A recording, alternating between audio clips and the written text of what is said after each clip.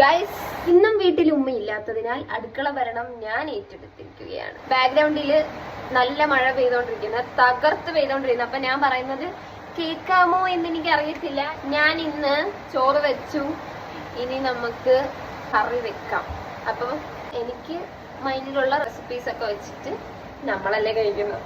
അപ്പൊ ഗൈസ്, അതിനു വേണ്ടി ഞാൻ കുറച്ച് സവാളയും പച്ചമുളകും അരിഞ്ഞെടുത്തിട്ടുണ്ട്. ഈ ഒരു ഇഞ്ചിയും കൂടി നമുക്ക് കട്ട് ചെയ്തിട്ട് കൊടുക്കാം.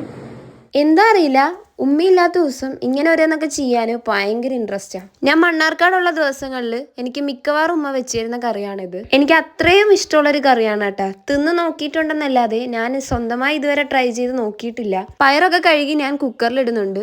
ഒപ്പം സവാളയും പച്ചമുളകും കുറച്ച് മഞ്ഞപ്പൊടി ഉപ്പും വെള്ളം ഒഴിച്ചിട്ട് ഒരു 6-7 വിസിലിന് വേണ്ടി വെയിറ്റ് ചെയ്യല്ല, ഇതുവരെ നിരത്തിയ പാത്രമൊക്കെ കഴുകിയെടുക്കാം. കാരണം അതൊരു എളുപ്പപ്പണിയാണ്. ഇനി വേണ്ടത് ഒരു ജാറിലോട്ട് കുറച്ച് തേങ്ങ ചിരകിയത് നല്ല ജീരകവും മഞ്ഞപ്പൊടി ഇട്ട് നല്ലപോലെ അരച്ചെടുക്കാം.